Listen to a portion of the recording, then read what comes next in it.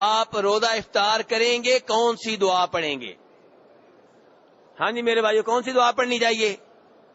کوئی پڑھے بھائی؟ جی جی ابھی کا آمنتو۔ میرے بھائیو، میں تھوڑا سا پیچھے جاؤں گا، افطاری سے پہلے سحری کی طرف آتے ہیں۔ سحری میں کون سی دعا پڑھنی ہے؟ نیت کیسے کرنی ہے؟ بھائی بتا رہے ہیں وَبِصَوْمِ غَدٍ نَوَيْتُ مِنْ شَهْرِ رمضان۔ اس کا ترجمہ کیا ہے؟ اس کا ترجمہ یہ ہے کہ میں رمضان کے کل کے روزے کی نیت کرتا ہوں۔ میں نے رمضان کے کل کے روزے کی نیت کی۔ میرے بھائیو، روزہ آپ آج رکھ رہے ہیں اور یہ کہہ رہے ہیں میں نے کل کے روزے کی نیت کی، یہ کیا ہوا؟ روزہ آج کا رکھنے لگے ہیں اور نیت کل کے روزے کی کر رہے ہیں، یہ کیا چکر ہے؟ میرے بھائیو، جب دعائیں ہم اپنے گھر میں بنائیں گے، میڈ ان پاکستان ہوں گی، میڈ ان انڈیا ہوں گی، میڈ ان مدینہ نہیں ہوں گی، تو ان میں ایسے چکر چل جاتا ہے۔ میرے بھائی، آپ درس کی طرف توجہ رکھیں۔ یہ رمضان کے پہلے دن چھوٹے موٹے جھگڑے ہو جاتے ہیں، ہر کوئی چاہتا ہے میں دسترخوان لگاؤں، ہر کوئی چاہتا ہے میں افطاری کراؤں، تو اس معاملے میں جھگڑا کبھی کبھار ہو جاتا ہے، آپ توجہ ادھر رکھیں۔ تو کہنے کا مطلب یہ ہے وَبِصَوْمِ غَدٍ نَوَيْتُ مِنْ شَهْرِ رمضان کہتے ہیں۔ تو میرے بھائیو، نیت جو ہوتی ہے وہ دل سے ہوتی ہے، زبان سے نہیں ہوتی۔ یہ زبان سے نیت کے الفاظ گڑے گئے ہیں، اپنی طرف سے بنائے گئے ہیں، یہ نبی علیہ السلام نے نہیں بتائے، آپ کے 1,00,000 سے زائد صحابہ کرام میں سے کسی صحابی نے نہیں بتائے، 4 اماموں میں سے کسی امام نے نہیں بتائے، شیخ عبدالقادر جیلانی رحمہ اللہ نے نہیں بتائے، یہ اپنی طرف سے بنائے گئے ہیں، اس لیے بناتے ہوئے غلطی بھی ہو گئی ہے۔ کہنا یہ چاہیے تھا کہ آج کے روزے کی نیت کرتا ہوں، اور نیت کے الفاظ کیا ہمیں سکھائے گئے ہیں؟ کل کے روزے کی نیت کرتا ہوں۔ تو بہرحال میرے بھائی، روزہ جو ہے اس کی نیت ضروری ہے، لیکن نیت دل میں ہوتی ہے۔ دل میں آپ کو پتا ہونا چاہیے کہ آج میں روزہ رکھنے لگا ہوں۔ دل میں آپ کو پتا ہونا چاہیے کہ آج فجر سے پہلے میں کھانا کیوں کھا رہا ہوں۔ میں تو کھانا کھایا کرتا تھا صبح 8 بجے، 9 بجے، 10 بجے، آج فجر سے پہلے کھانا کیوں کھا رہا ہوں؟ اس لیے کہ میں نے آج روزہ رکھنا ہے، اس لیے کہ آج میرا روزہ ہوگا۔ آج آپ نے فجر سے پہلے کا الارم کیوں لگایا ہے؟ کیوں اٹھے ہیں فجر سے پہلے اتنی دیر پہلے؟ روزہ رکھنے کے لیے، اس کا نام نیت ہے۔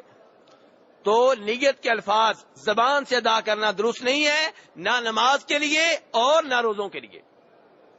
نیت میرے بھائیوں دل میں ہوتی ہے، اور یہ زبان سے جو الفاظ کہے جاتے ہیں نہ نبی علیہ السلام سے ثابت ہیں، نہ آپ کے صحابہ کرام سے ثابت ہیں، نہ 4 اماموں سے ثابت ہیں، نہ شیخ عبدالقادر جیلانی رحمہ اللہ سے ثابت ہیں۔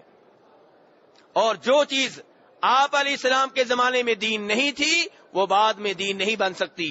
جو چیز صحابہ کرام کے زمانے میں دین نہیں تھی، وہ بعد میں دین نہیں بن سکتی۔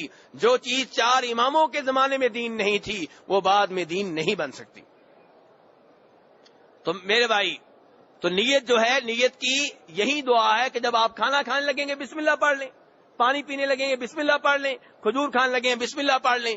الگ سے وَبِصَوْمِ غَدٍ نَوَيْتُ مِنْ شَهْرِ رمضان، یہ الفاظ بدعت ہیں، دین کا حصہ نہیں ہے، دین میں ان کو داخل کرنے کی کوشش کی جا رہی ہے، اور انشاءاللہ یہ کامیاب نہیں ہوگی۔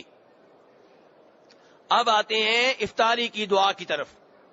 افطاری کی دعا کے طور پہ 2 دعائیں ابو داؤد میں آئی ہیں۔ ابو داؤد میں کتنی دعائیں آئی ہیں میرے بھائیو؟ 2، اور ایک ساتھ ہیں دونوں۔ ایک روایت میں آتا ہے کہ نبی علیہ السلام یہ دعا پڑھتے تھے، اللہم لک صمت وعلی رزقک افطرت، اے اللہ میں نے تیرے لیے روزہ رکھا اور تیرے رزق پہ افطار کیا۔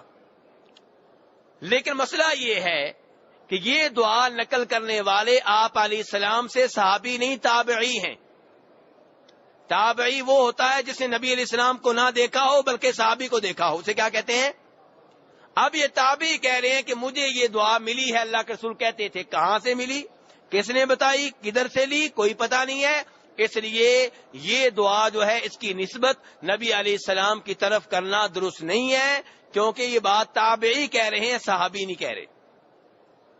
دوسری دعا اس کے ساتھ ہی ہے، وہ نقل کرنے والے جناب عبداللہ ابن عمر رضی اللہ عنہما صحابی ہیں، بلکہ صحابی ہیں، صحابی کے بیٹے ہیں۔